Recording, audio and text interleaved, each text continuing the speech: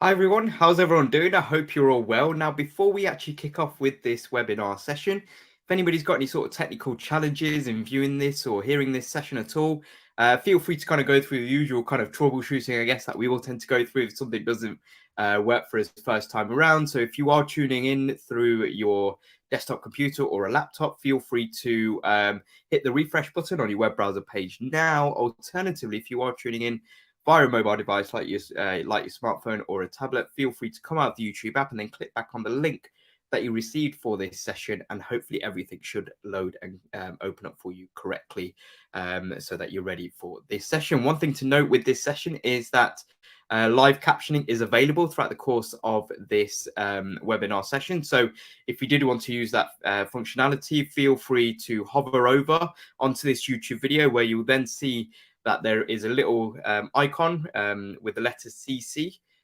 inside of a little square box. You can hit that icon to toggle live captioning on or off throughout the course of this session. Also, be sure to grab yourself a pen and paper just so you can kind of jot down notes as we progress throughout the course of this session. So I hope everyone's set. So welcome to this Google Digital Garage webinar session all about writing for social media. My name is Rikesh and I'm going to be your presenter taking you through the course of this session, which is going to last for approximately 60 minutes. So I'll kick off first with a little bit about me. So I'm a trainer for Google's digital skills program, Google Digital Garage, as well as that I'm also a digital marketer. So what that means is I work with businesses to help them to create and to grow an online presence in order to kind of attract more customers and clients to their business offering.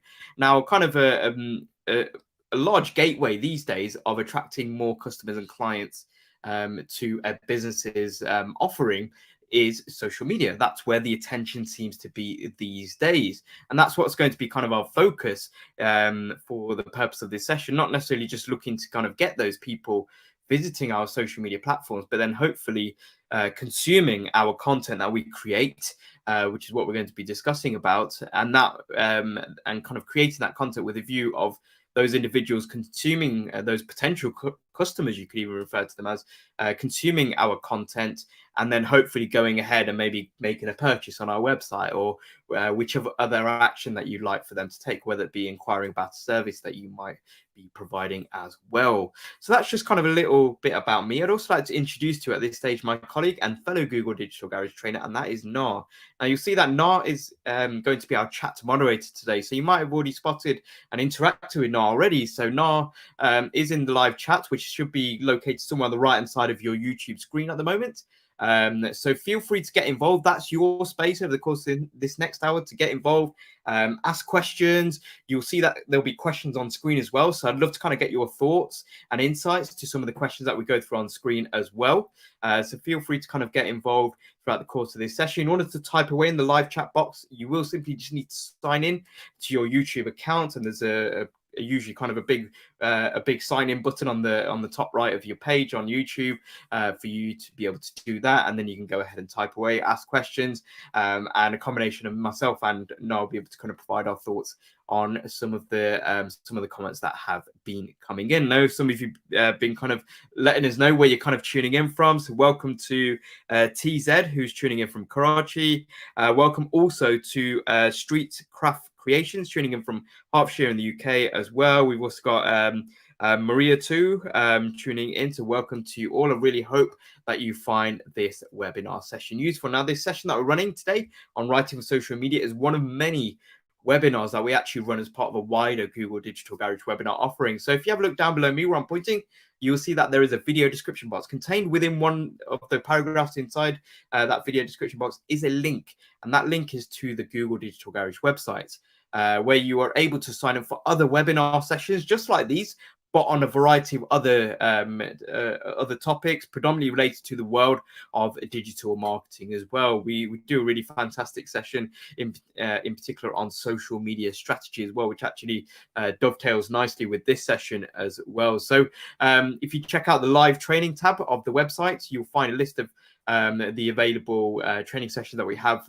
for this week, and this is a page that you can just bookmark and then kind of book yourself onto a course book yourself onto a webinar session when you are available to tune in on the right date and at the right time. And with the webinar sessions that you do see on the live training tab, you'll see that they are available for you to attend at no charge, just like this session is available for you to attend at no charge as well. You'll also find on the Google Digital Garage website that there's an online courses section, where you'll see lots of different online courses that you can complete in your own time, at your own pace, and at no charge as well. There is a course that you'll see appear first on that page, which is called the Fundamentals of Digital Marketing, which is a course that upon completion, you actually get an added bonus that you'll actually receive a certificate at no charge from Google, recognizing that you've completed that course.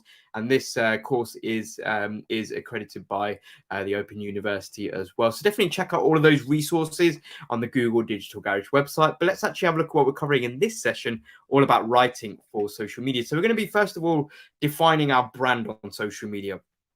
So we're going to be looking at the importance of having a brand, having a presence, and what do we mean by kind of having our brand kind of represented in either written form or video form, or any type of content form as well, because it really kind of sets us up for success with our own social media content that we go ahead and post out there.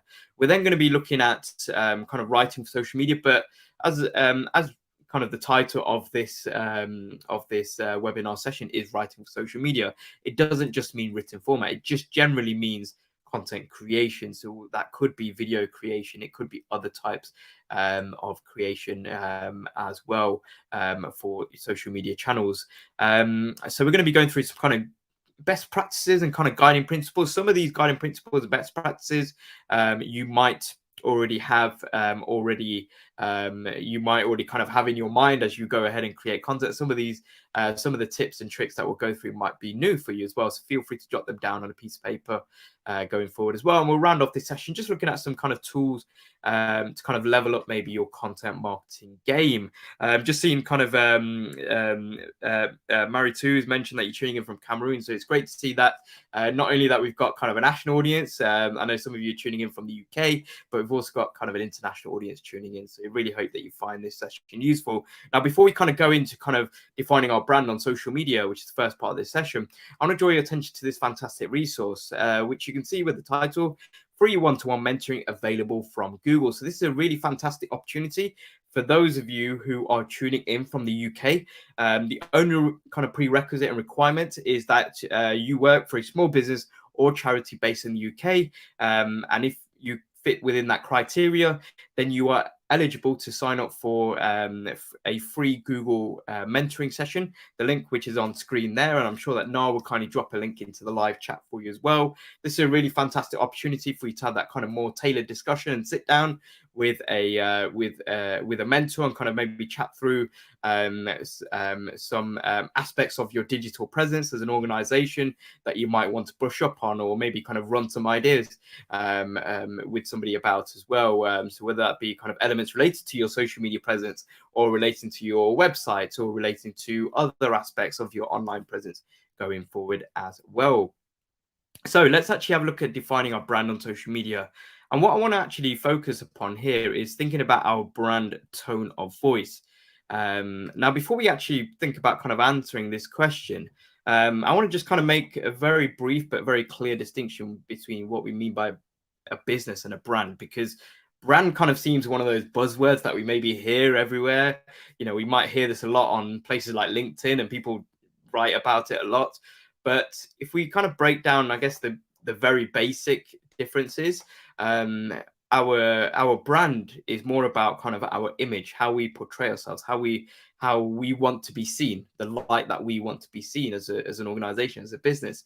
Whereas our business itself is just typically kind of the day-to-day actual operational side of things. Just kind of everything kind of working kind of like clockwork in order to produce a product or for a service to be provided. But our brand is more about our projection more so than anything else. But that's just kind of in very, very brief kind of terms. And we actually dive a lot deeper into kind of the world of branding in a webinar session that we run, which is titled Build Your Personal Brand Online.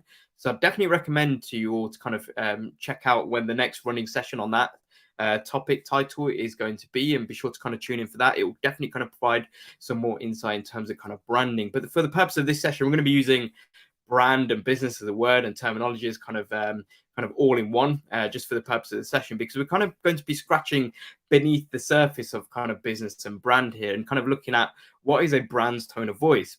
Now, feel free to kind of let me know your thoughts in the chat. How would you answer this question? What is a brand tone of voice? What do I mean by that? Now, if you can even see kind of the two people that are here on screen, one, they seem like they're in dialogue, they seem like they're in conversation. Maybe one of them is looking to get their brand across, but what do we mean by that in particular? So feel free to kind of share your kind of thoughts, and I appreciate that it's kind of it's maybe challenging to kind of put you on the spot as you're kind of tuning in, and as we're kind of getting warmed up into this webinar sessions. Feel free to kind of let me know your thoughts in the chat as we go along. But the best way that I like to kind of answer this question that you can see here on screen of what is a brand tone of voice is essentially it's the personality of you. And a lot of the times, if you're kind of a startup, if you are the one person running your whole business, it will be the personality of you. But you can see here it's the personality of your brand or business. Essentially, it's kind of that. It's kind of how you come across in terms of your personality traits. So the best way that I like to kind of, whenever I hear the word personality, I always like to attribute it and relate it to humans, right? Because we all have our own personality traits. So by that kind of very thinking, if you kind of, the way I like to kind of look at this is, if you kind of think of your business plan that you created, that could be something as simple as on a one-page word processing document, you typed in a short paragraph which basically spoke and kind of told the story of who you are and what you're about and what your business is selling. Essentially, that is what your business is about. So let's say, by the power of magic, that sheet of paper, let's say you've printed it out as well, is kind of wherever your workspace is. And by the power of magic, overnight, that piece of paper turned into a real breathing human being. So that real breathing human being, think about that embodiment of your brand and business in this human form. How would this individual speak to your customers or potential customers? How would they react to certain situations? What type of language will they use and will they not use as well, for a bit of kind of contrast as well? So that's the way I kind of like to look at that, that kind of that question, kind of developing your brand tone of voice. And we're going to be looking furthermore at kind of developing our brand tone of voice in more detail just in just a moment or so. Now, a really kind of useful question when it comes to thinking about our brand tone of voice, and just kind of picking up on a comment here from Murray too. Murray too has mentioned, I think that the brand tone of voice is the emotion being delivered through the messages that we send to our audience. Yeah, and emotion is part of our personality. So I absolutely agree with that, Murray too. So I think that's very important. And you mentioned a keyword there in terms of through messages we send to our audience. That's very important. You can change that word audience to customers. You can change that word audience to clients or prospective or potential clients or potential customers, if you like. But essentially, it's how you want to get that emotion across, get that person, those other personality traits across to that person. And typically with social media, it's going to be that person on the other end of the screen. Now, a really useful question. Thank you very much for that contribution there, Maritu. A really good question I'd like to kind of just pose to you, because it kind of follows on from the personality of our brand or business, is to kind of ask yourself this question that you can see on screen, which is, if your business or brand was a celebrity, who would it be and why? So I'll give you kind of some a little bit of time to kind of think about this. So as we're continuing throughout the course of this webinar session, feel free to let myself and Noah know in the live chat who your celebrity would be. But I want you to kind of take a little bit of time to think about this, because naturally, when I've first ever read this question, I thought, oh, I'm going to pick my favorite celebrity. because it's nice and easy to do, because I feel like I have natural synergy with that celebrity, because they're my favorite celebrity, and maybe I have the same sort of qualities and personality traits. But you really want to kind of think what sort of, maybe kind of think about what sort of personality traits. You can see here with all these celebrities, you've got Bill Nye, you've got George Clooney, you've got Beyonce, and you've got kind of just 3 words here, which typically summarize their brand in terms of who they are, what they're about. So just kind of maybe think, if you're able to do just 3 or maybe 5 words tops of what kind of encompasses and embodies you, and really kind of defines who you are, what you're about as a business, as a brand, essentially, as well. And then you can do a little bit of googling and actually think about, well, which sort of celebrities do those 3 to 5 words marry up with as well. So if we take, for example, you've got George Clooney here as an example, like 3 words that kind of represent the George Clooney brand here is sophisticated, laid back, smooth. There's probably a plethora of other words that can maybe describe the George Clooney brand, but they're kind of very specific words that represent the George Clooney brand. So not just George Clooney himself, but also his brand that he's created over time, as well. I mean, that, if you kind of think about it also in terms of kind of endorsement deals with these kind of celebrities, think about George Clooney. He's had an endorsement deal with a well-known coffee company for a number of years. And through that kind of that affiliation with the George Clooney brand, that coffee company, they want to make sure that they are being kind of known for having sophisticated, laid back and smooth coffee as well, which is obviously building upon their own brand as a business themselves as well. So definitely kind of like a little bit of kind of like a fun question there, but it also has a lot of meaning. And this is something that will kind of come to fruition when we get to kind of step 3 and kind of developing our tone of voice, because I want to kind of show you the 4 steps that we're going to be going through in kind of brief detail, in terms of developing your brand's tone of voice.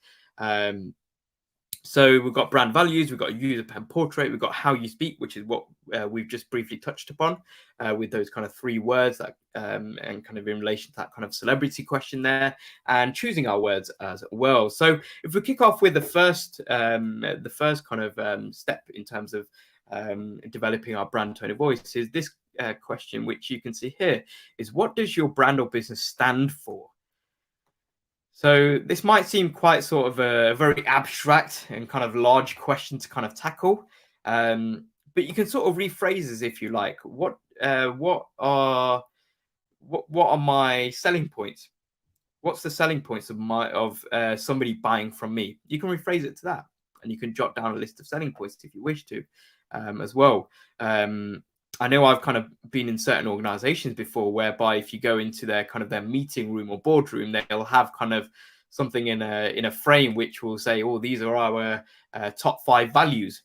This is what we want to be known for. This is what we care about the most. What do you care about the most as a business or brand as well? That's what we want to kind of highlight here. So I do appreciate that going through each one of these 4 steps, in terms of defining and developing our own brand's tone of voice, can seem quite sort of abstract, and that's why we've kind of got a couple of business examples just to kind of provide hopefully a little bit of context to what we are discussing.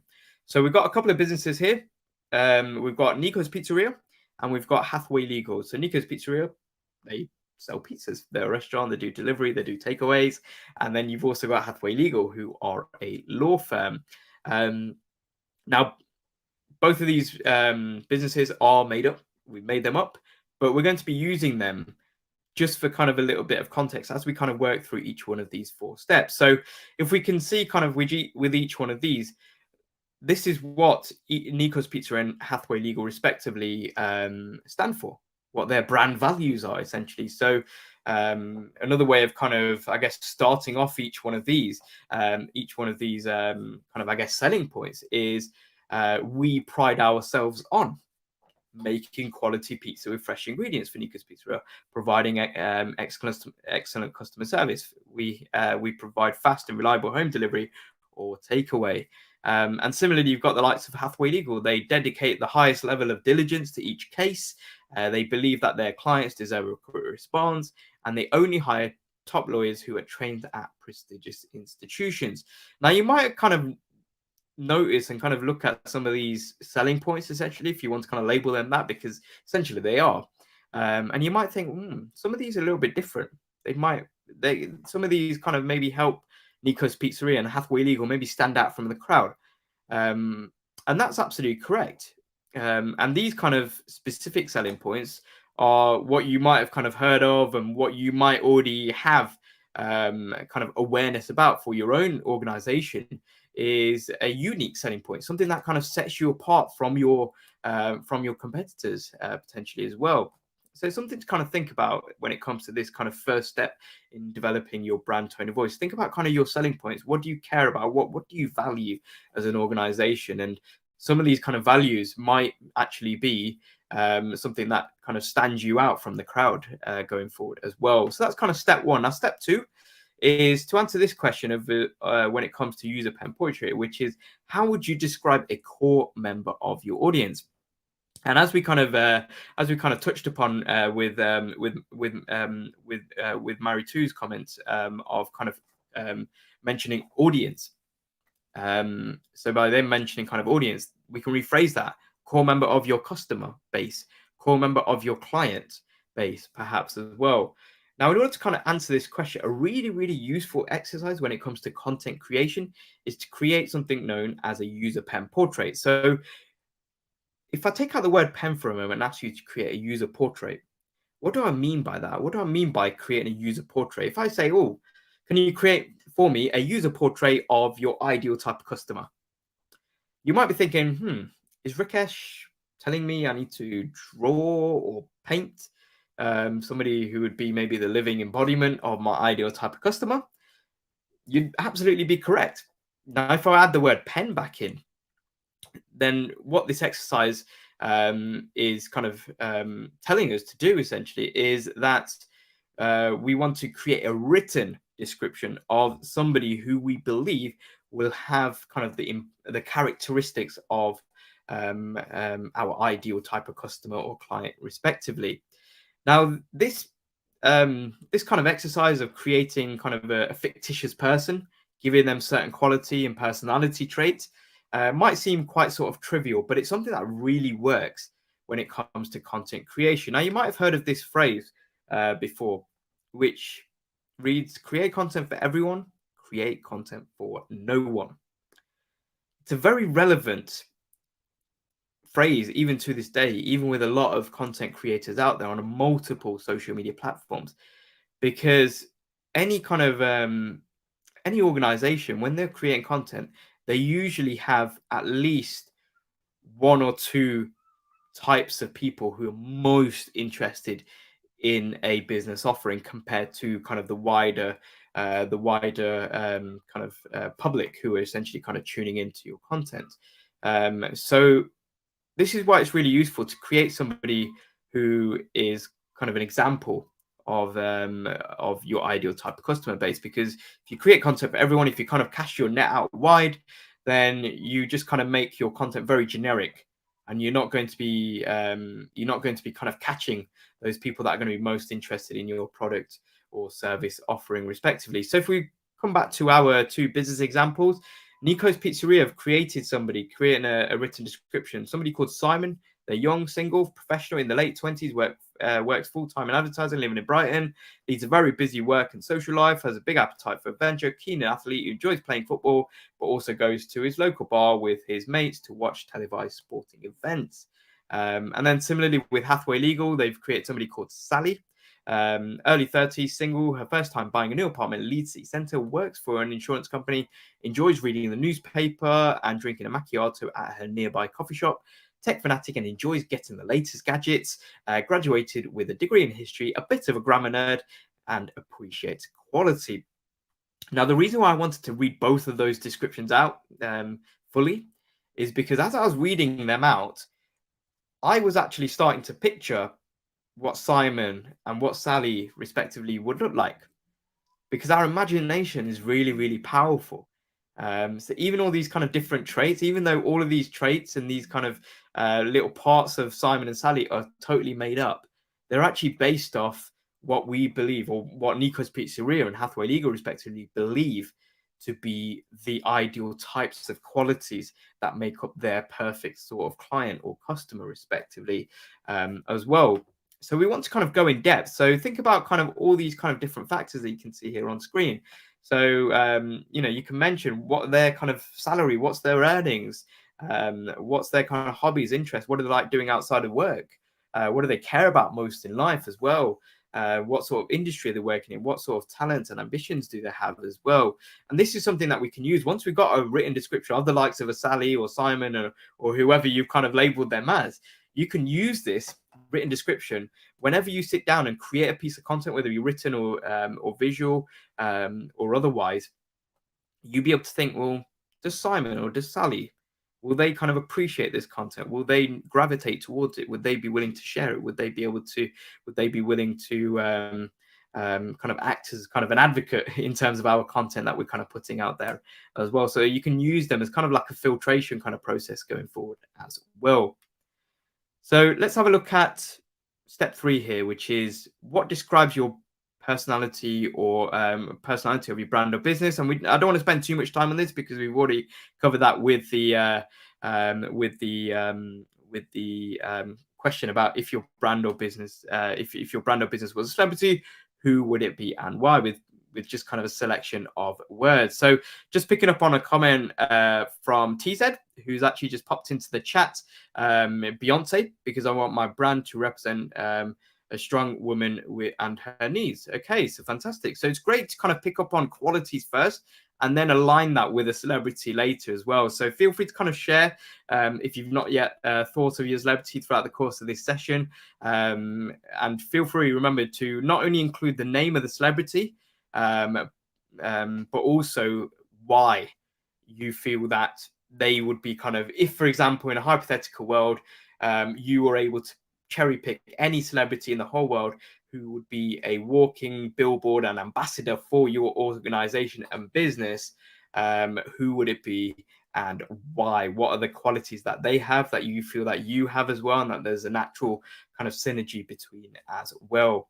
So with the likes of Nico's Pizzeria, they've kind of selected a handful of words here, which is charm, authenticity, with family. That's how they speak. That's how they come across in all of their interactions, whether that be kind of virtual through interacting with people through their social media channels, whether that be people coming into their pizzeria. Similarly with Hathaway Legal, words that they've kind of attributed here is that they're powerful, they're efficient, they're experienced as well. Now, if you are struggling maybe or find it a bit of a challenge to kind of identify some of these words, whether it be kind of 3 words or 5 words, then feel free to kind of go back and look at your brand values, your qualities that we looked at in step 1 of this developing our brand tone of voice process.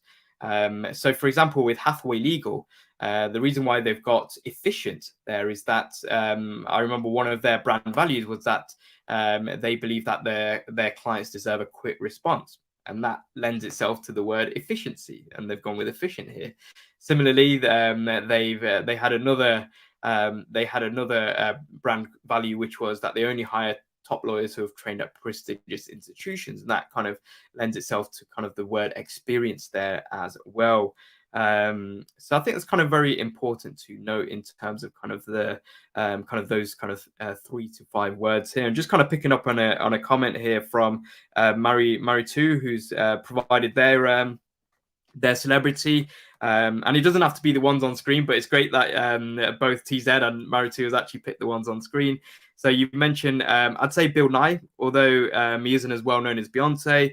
I prefer a client well-informed. Yeah, quality is well-informed with the likes of kind of Bill Nye, easy to approach, and someone who has a sense of humor. Yeah, so you picked out those kind of qualities there. So well-informed, easy to approach, and sense of humor. That's something which you feel that kind of aligns with who you are, what your business and brand is essentially about there as well. So thank you very much for that contribution there, Maritu.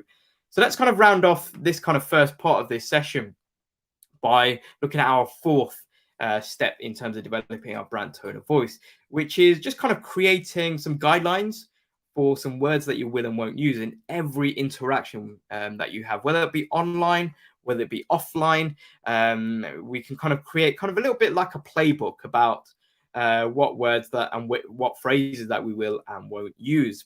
And this is really useful, especially if we are maybe kind of a smaller or kind of a startup organization.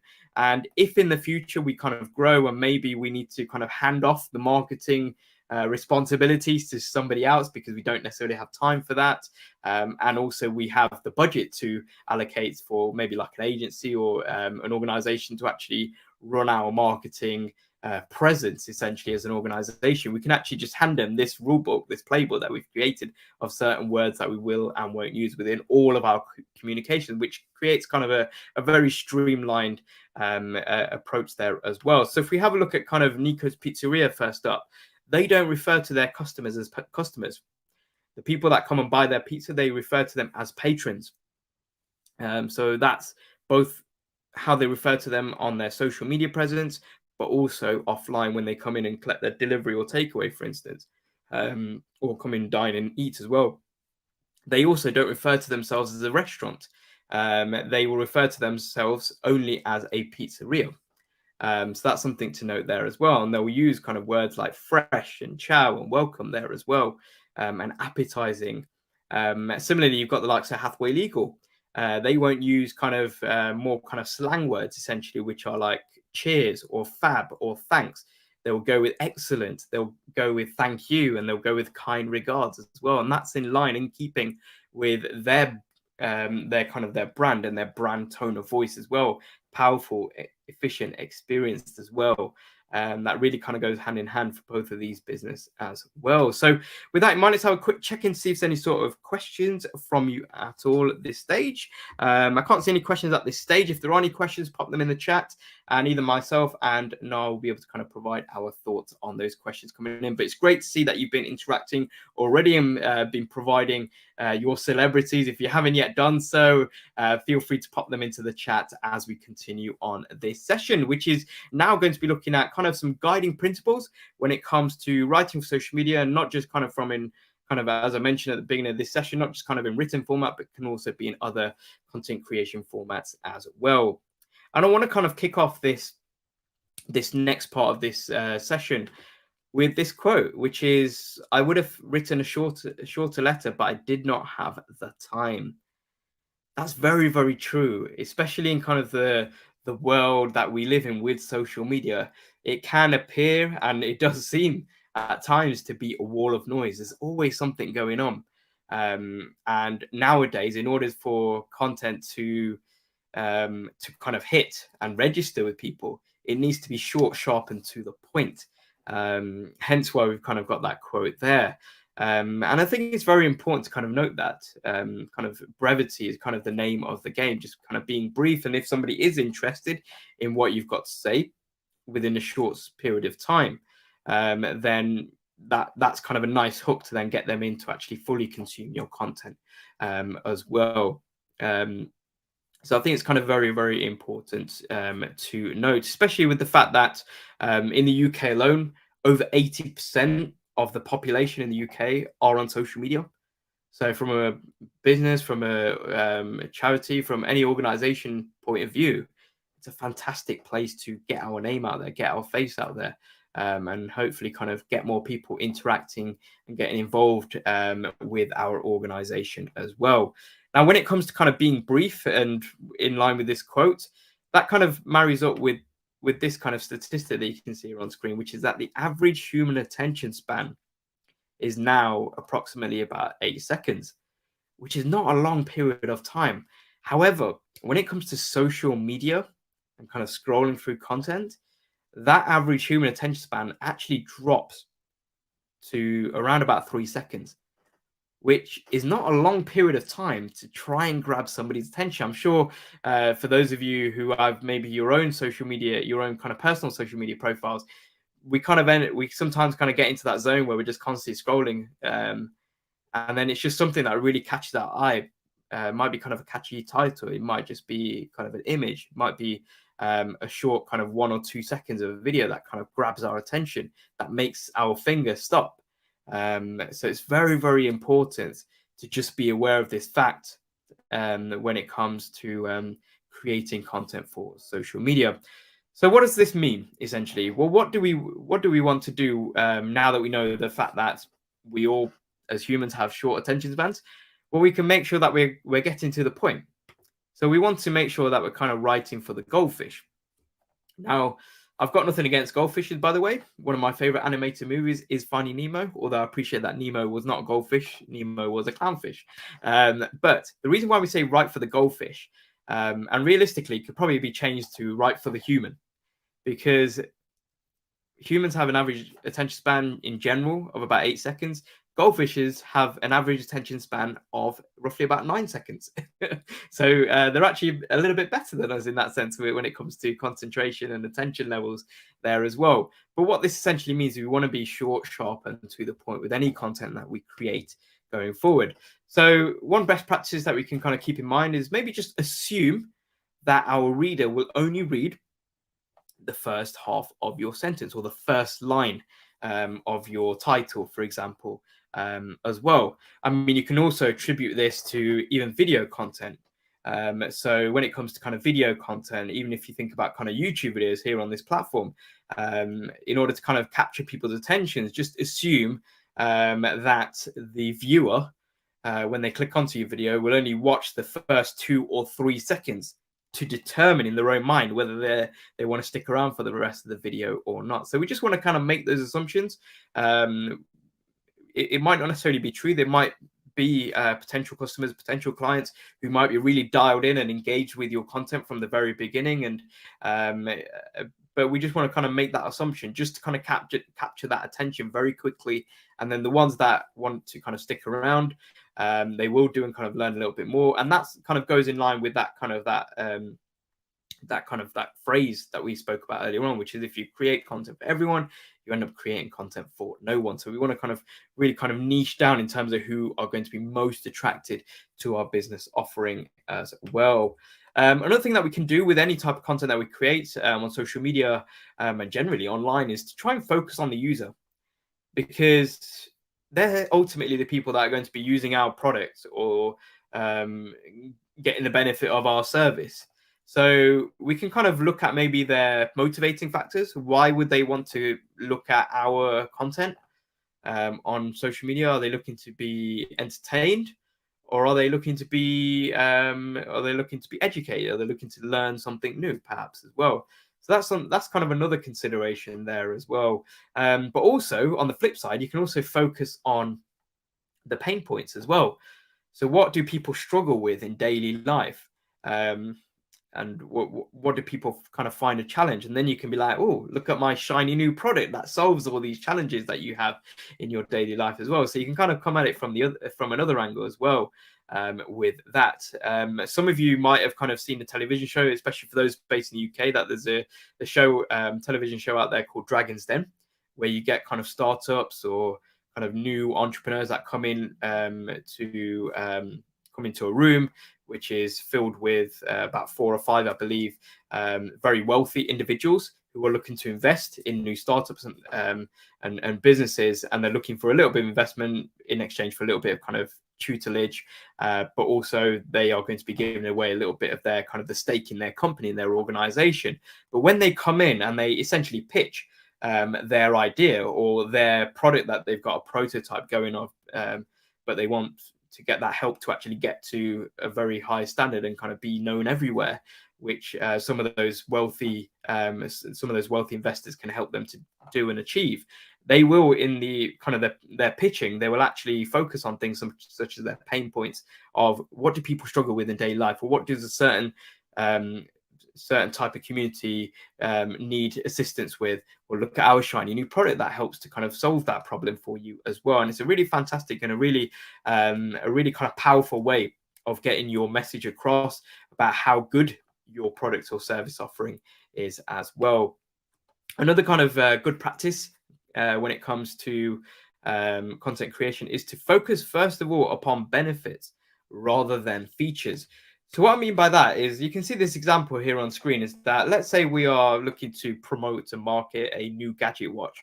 You can see the features here on the left-hand side, the left-hand column, which says, oh, it's waterproof up to 5 meters, 5 millimeters of thick glass, etc.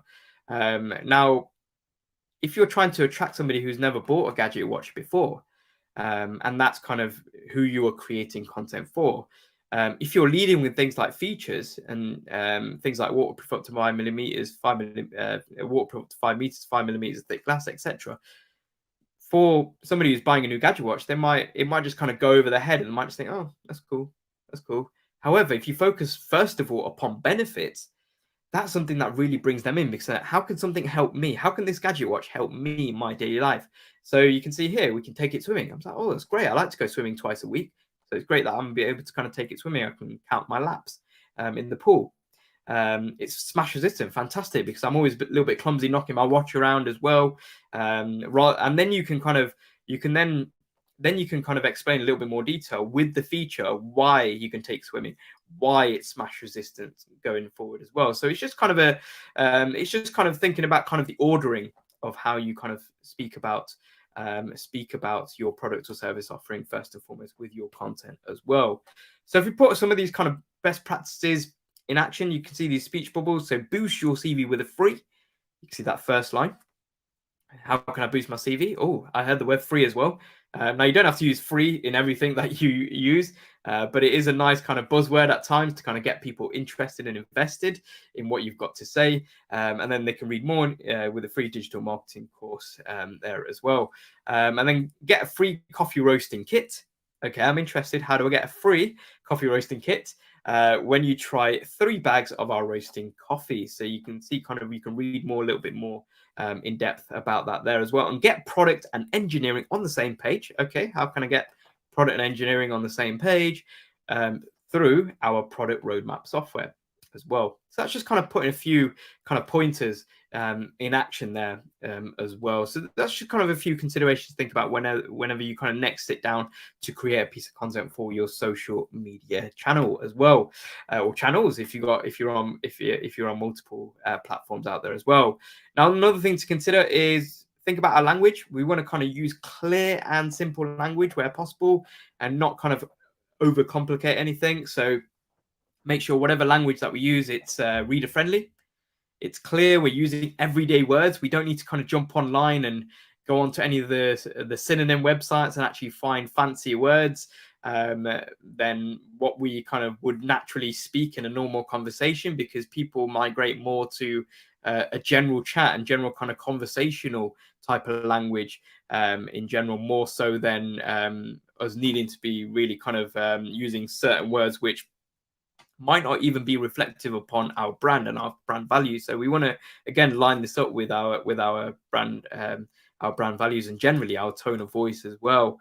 You can see here we want to kind of try and avoid things like technical terms, internal language, jargon, flowery language, and unnecessary words. Certain platforms out there, if you think about the likes of kind of Twitter, I remember when it was when they had their initial kind of character count of 140 characters, there was not a lot of space in terms of tweeting for unnecessary words in there or flowery language in there. We had to be kind of short, sharp, and to the point there as well. The only time that I'd probably say it might be okay to mention the odd piece of jargon, the odd piece of technical term or internal language, is if you're maybe selling business to business and you just want to kind of convey across, and it doesn't have to be with every single piece of content that you post out there. So it could be kind of a bit more kind of sporadic, but you can look to get across that you understand the terminology, you understand what certain phrases, what certain jargons and acronyms mean in that particular industry. So you're showcasing as a business yourself that you understand what that industry is all about, that you want to get into as well. Now, a really important question, which I tend to get kind of questioned on myself, and something when I started creating content as well as a digital marketer, is how can I cut my copy but keep the same meaning? How do I kind of trim things down so that I'm capturing somebody's attention within that attention span period, but also keep the same meaning without kind of losing what I'm trying to get across? And my answer to this has always been, it takes time. You might realize that a piece of content that you might post out today on one of your business's social media channels, you might come back to it in a year's time, and you might actually be able to reflect upon and think, I can trim that down by so many words or so many characters there as well. So it's definitely kind of a time, thing there as well. Another thing to kind of note when it comes to social media is handling complaints on social media. So social media is a fantastic tool. Get our name out there, get our presence out there, get more people visiting us and hopefully buying from us in terms of our business offering. However, there might be people that might slip through the net that might not necessarily have the best experience. So what we want to make sure that we do is we want to make sure that we are prepared for that. Now, the tone of voice that we want to always keep when it comes to handling a complaint that might come through social media is being polite and professional. As well as that, we want to avoid passive language. Very important to do. So when I say avoid passive language, a passive language kind of example would be something like, dear sir / madam. So they've clearly not read my name in the complaint that I might send. Thank you for your email. Of which we have noted, we will endeavor to respond to you in due course. Kind regards, customer service team. And that's it. That's very passive. For me as a customer, I don't know what to do next. When am I going to get a response? Who is the person that actually signed off that email because it just says customer service team? I have no kind of point of contact to kind of chase this up on if they don't respond within a given time. And also, I don't know that there's a time frame. It's not like all 3 to 5 business days or anything like that as well. So we want to avoid passive language and kind of be as direct as possible. We want to see, before we actually respond, we want to actually see whether we are able to fix the problem. So if we're able to offer an exchange, offer a refund, great. We can word that into our response to the complaint that's coming. However, a lot of the times we might not necessarily have all the information. So we can think, what other additional information do we need? So in terms of what other information do we need? So think about order number, an email address, or other kind of maybe confidential information. A lot of the times it will be confidential information, even something such as an order number. But with that, as we'll see with an example, kind of a worked example of a response, we're able to kind of ask that customer to then send a private email to a specific individual within the customer services part of your organization, so that they can actually then look to fix the problem where possible as well. In terms of response to a complaint, being jokey is a time and place. It's very, very rare to actually kind of steer on the right side of being jokey, because a lot of the times there's money involved, which kind of leads to a serious complaint. And if there's money involved, my kind of motto has always been, you want to make sure that you stick with a serious response and you showcase and demonstrating to that customer that you are taking their complaint seriously. So being jokey does have very much kind of a time and a place, and you want to sign off with a name. So you want to make sure you're being personable there. So with that in mind, let's actually have a look at, first of all, an example complaint. So you can see, I mean, the name of the customer is customer, and the name of the company is your company. So very generic there. But you can see here with the complaint itself, it says, look, I ordered a mobile from your company last week, but when it arrived, it was badly damaged. When I called to complain, I was rudely told you don't accept returns and that I need to contact the delivery company for compensation. Is this really how you treat loyal customers? I'll never buy from you again. Hopeless. Wow, that's a little bit damning, isn't it? So how do we actually tackle this particular complaint that's come in? So let's actually have a look at an example of a response, of maybe a good type of response. So this is just an example, but what I'm going to do is I'll kind of work through each part of this example, just to kind of break down the actual structure, because the structure is something that you can jot down and tangibly take away from this session with you, and actually apply this structure when you come to maybe respond. And hopefully the amount of times that you are having to respond to complaints are very few and far between, or zero in an ideal world. But let's actually have a look at the structure here. So the structure in this regards is hello customer. So let's say it was me that actually sent the complaint.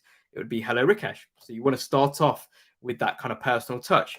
Our sincere apologies for the convenience caused and the poor customer service you received. So you're starting off with an apology. And you can see here, the next sentence here is, it fell below our usually high standards. So what you are saying, without overtly saying it, is that you actually pride yourself on providing excellent customer service.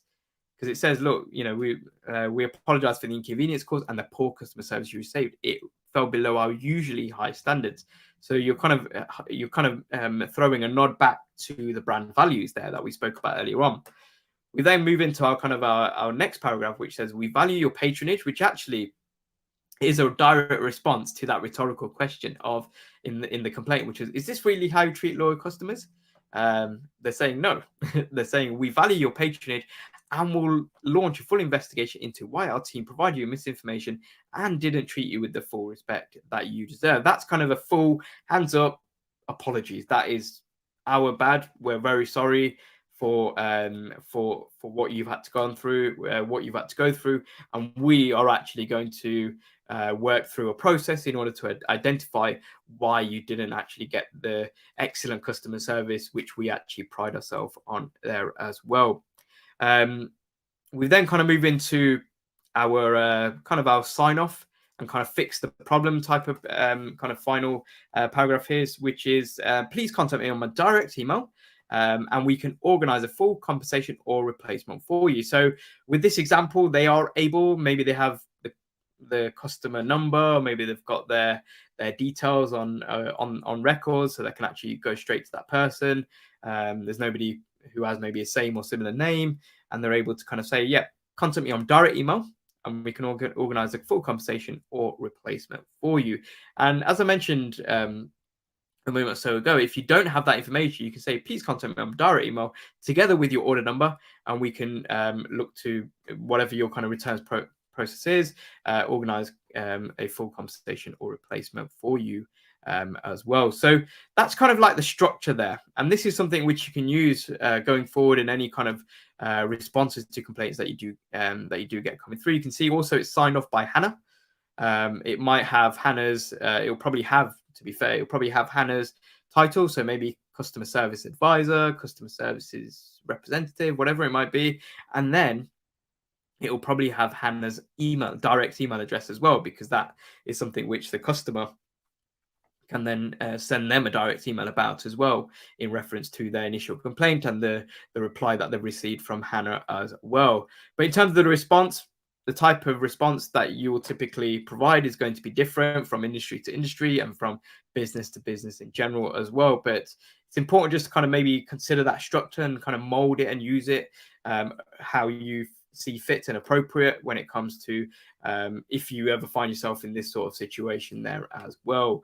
So with that in mind, let's have a check-in on any comments or questions. I can't see any questions, but I do actually see Streetscraft Creations, who have provided me with their celebrity. So if your business or brand was a celebrity, who would it be and why? So you've mentioned my celebrity would be two. So Helen Mirren and Judi Dench.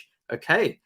And the qualities you mentioned about both Helen Mirren and Judi Dench are elegant, funny, inventive, independent, and friendly. Absolutely love that there. Yeah, I think that's really kind of, you've really kind of done some kind of studying there as we've been talking through this session to kind of really identify your celebrity or celebrities in plural with both Helen Mirren and Judi Dench there as well. And you've kind of pinpointed those qualities that they have as celebrities, but you've also reflected you've also kind of taken time to kind of reflect upon what sort of qualities make your business who you are as well. What makes you kind of unique? What makes you personable? What makes you have a certain set of kind of brand values, something that we spoke about there as well. So thank you very much for that contribution there. I really, really appreciate that as well. If there's any sort of final questions, feel free to pop them into the chat, or any kind of comments that you might have as we kind of round off this session, just by looking at kind of some tools when it comes to maybe leveling up our content marketing, when it comes to leveling up our content marketing journey in general as well. And that typically kind of kicks off with making sure that our grammar and our spelling is all correct. There's a lot of useful tools out there. There's a tool out there called Grammarly, which is a really fantastic tool, and you can run your your caption, run your long article or any type of written piece of content through Grammarly, and it'll actually check for any sort of grammatical or spelling errors, especially if your target customer, target audience base are individuals who are going to be picking up on that as well. So if you think back to that example that Hathaway Legal created of Sally, one part of that kind of trait was that Sally was mentioned that they are a little bit of a grammar nerd as well. So if you're going to be posting any content as Hathaway Legal, you want to make sure that you run it through Grammarly first and foremost as well. And now with Grammarly, there is a version that you can use at no charge. And then if you want additional functionality, I believe that there's kind of a premium and kind of paid option there as well. We also want to make sure that we're creating engaging visuals, especially because we are trying to capture the attention of our audience within that short 3-second time frame of kind of the attention span on social media. So eye-catching photographs, we don't need to kind of necessarily go out there and buy a professional professional camera to take photographs. Nowadays, we can typically use the cameras that are on our smartphones because they're fantastic. And as well as that, there's some fantastic editing tools out there. There's a lot of tools that you can kind of jump on either the Google Play Store or the App Store and actually find just to kind of make your image kind of pop and stand out a little bit more as well. You can also create social media templates. So, for example, if you're posting on your Instagram, you'll typically kind of get kind of the square format, so you can actually have a template of that and then drag and drop your images and create a template. Now you can create templates using a lot of graphic design apps and tools out there. One of them is the likes of Canva, spelled Canva, which I'm sure some of you might be using out there. They have a fantastic range of tools that you can use at no charge, just by having an account. And then similarly, Grammarly, if you want to use the functionality and features of that platform, you can do with kind of a more premium and paid option there as well. So that's just kind of a few things that you can kind of consider.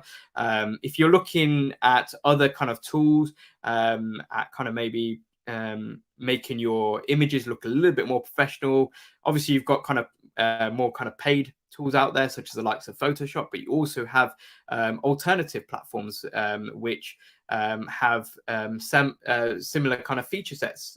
So if you were to type in onto Google open source software alternative for, and then type in Photoshop or a video editor that you want to kind of have an alternative for as well, there's some fantastic options out there. Now, the word open source typically means that it's something that's been created by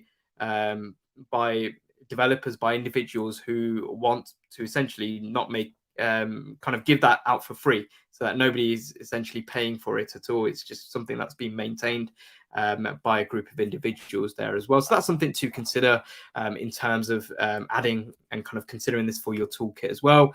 And then you've got here the humble kind of selfie stick that kind of partners up with your smartphone as well. A lot of selfie sticks nowadays also double up as kind of tripods as well. So that's a good consideration there as well in terms of equipment. So let's have a final check-in on questions. I can't see any questions. So if I kind of roll into your next steps now, one of your next steps, if you are based in the UK, and as I mentioned at the top of this session, reading out some of your comments in the chat, some of you are based tuning in from the UK, then definitely check out this fantastic resource of Google Mentoring. The link's on screen here, and get yourself signed up for a Google Mentoring session.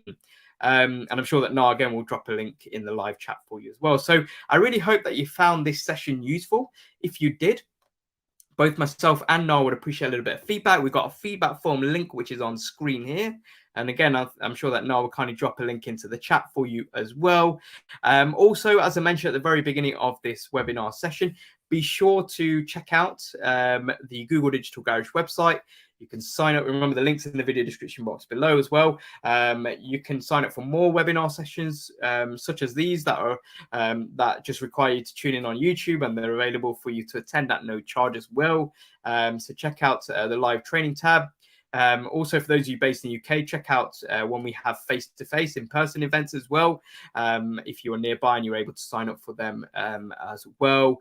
In addition to that, also check out the online course. Remember, it's the Fundamentals of Digital Marketing course, which is a course that upon completion, you'll actually receive a certificate at no charge from Google, recognizing that you've completed that course as well. So apart from that, I want to say a massive thank you to Na, who I'm sure agrees has been a wonderful chat moderator. So feel free to show your appreciation for Na in the live chat. And thank you all for tuning in to this Google Digital Garage webinar session. And I look forward to seeing you again soon. Thank you. Bye.